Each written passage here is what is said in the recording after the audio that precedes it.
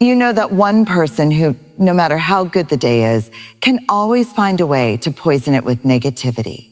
The person who, when you share your joy, immediately cuts it down with criticism, sarcasm, or an eye roll. Wise women know that this kind of energy is not just draining, destructive. Let me tell you something that I've learned through research, but also through life. Negativity spreads like wildfire.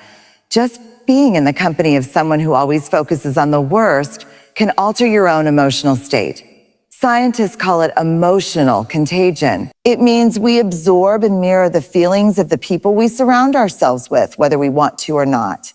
If you sit with someone who constantly complains, eventually you'll start feeling heavy, even if your life is going just fine. And here's the truth.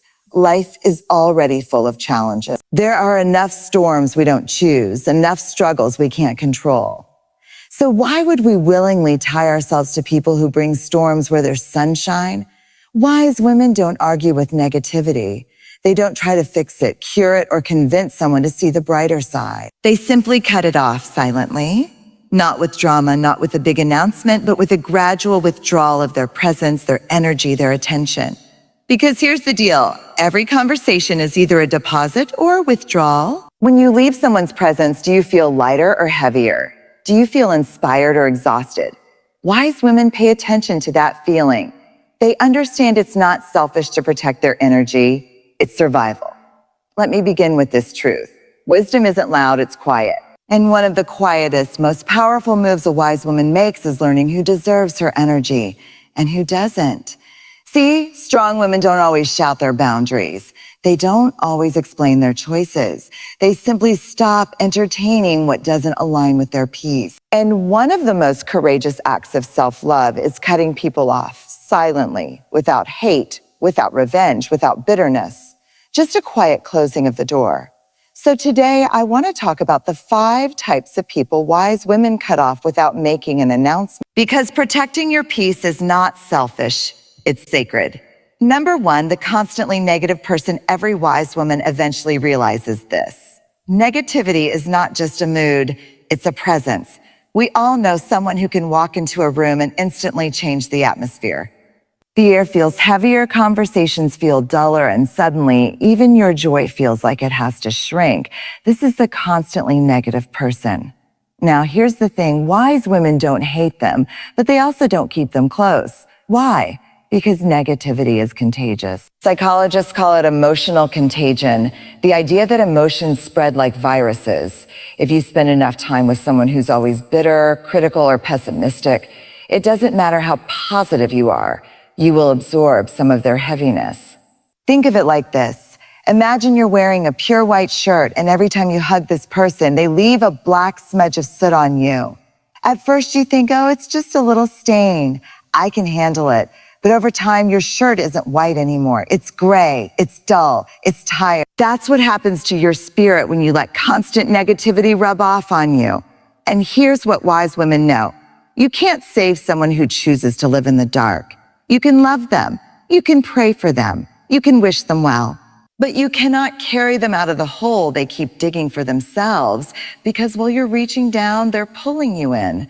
I once had a woman tell me, every time I accomplished something, I stopped sharing it with my negative friend. Because instead of celebrating with me, she'd say things like, well, don't get too excited. That won't last or must be nice, but wait until something goes wrong. Do you see what's happening there? Negativity shrinks your victories. It makes you question your own joy. And wise women refuse to live small just to make someone else feel comfortable. Here's the power move. They don't argue with the negativity. They don't spend hours trying to convince the person to look on the bright side. Because wise women understand it's not your job to drag someone into the light if they're committed to living in the dark. Instead, they cut them off silently. Girl, not with hate, not with drama. Just with distance. They slowly stop picking up the phone. They stop sitting front row to endless complaining sessions. They stop letting their spirit be used as a dumping ground. Because at the end of the day, every wise woman knows this. If someone's presence leaves you feeling drained instead of energized, that's your body giving you the answer. Protecting your peace isn't cold. It isn't selfish. It's the most generous thing you can do for yourself and for the people who truly deserve your light. Number 2, the one who doesn't respect boundaries hears the truth. A boundary is not about keeping people out. It's about keeping yourself safe inside. But not everyone understands that. Some people will test, push, and bulldoze your limits over and over again. And here's what wise women know. If someone can't respect your boundaries, they don't respect you. Let me give you an example. Imagine your life as a beautiful garden. Your boundaries are the fence. The fence doesn't mean you don't love your neighbors. It just means you protect your flowers, your soil, your peace.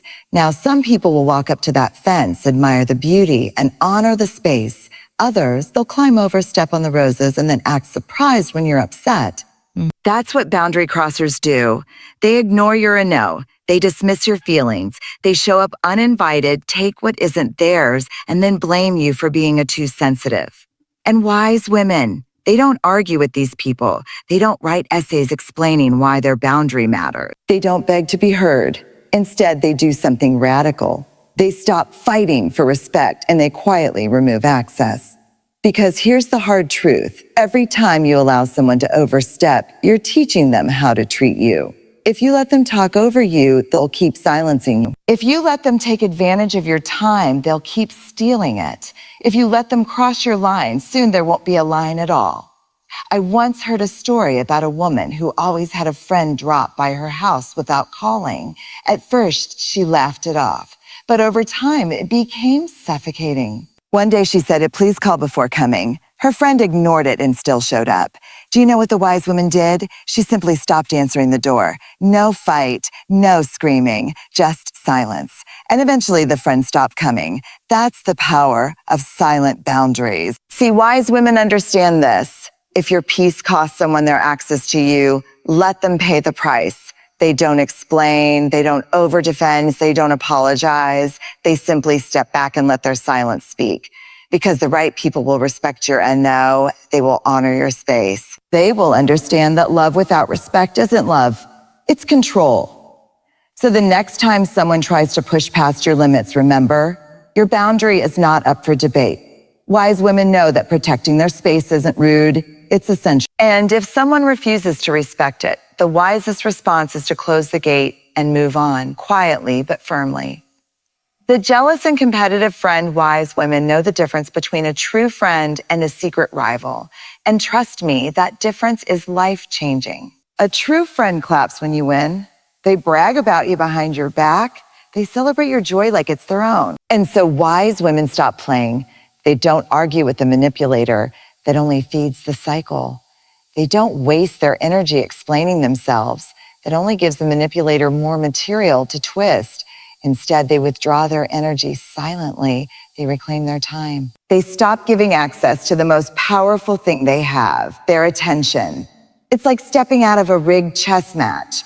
The manipulator expects you to move your piece so they can counter it, trap you, and keep you stuck. But the wise woman, she quietly picks up her queen, closes the board, and walks away. Game over. Here's the truth. You can't win with someone who designed the game, so you'd lose. And wise women know it's not their job to outsmart a manipulator. Their job is to protect their peace, their voice, their worth. So they cut the strings, walk away, and let the silence speak louder than any argument ever could. Because at the end of the day, a manipulator loses power the moment you stop reacting.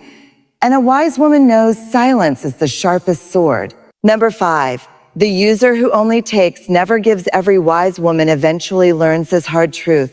Love, friendship, and loyalty should never feel one-sided. But some people, let's call them takers, see your kindness as a resource, not as a gift. They don't see your generosity as something to honor. They see it as something to exploit. The user shows up when they need you, but they disappear when you need them. They drain your time, your money, your energy, and your emotional strength. And at first it feels small. A can you do me a favor? A can you cover this just once? A can you listen to me for 5 minutes?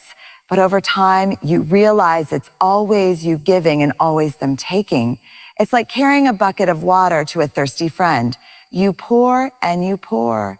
But when the day comes that you're thirsty and you ask for a sip, suddenly their bucket is empty. Wise women wake up. They realize that a healthy relationship, family, or love is built on reciprocity. It's not about keeping score, it's about mutual care. It's about balance. And when balance is missing, when you're the one holding the relationship together while the other person keeps pulling it apart, that's not love. That's being used. I once heard a woman say, I felt like I was the emotional 911 hotline for my friend. She called me every time she was in crisis. But the one time I really needed her, she sent me to voicemail. That's the brutal truth of dealing with a taker. You'll bleed for them, but they won't even give you a bandage. But wise women don't rage, they don't beg, they don't demand repayment. They simply close the door, quietly, firmly, gracefully, because they understand this.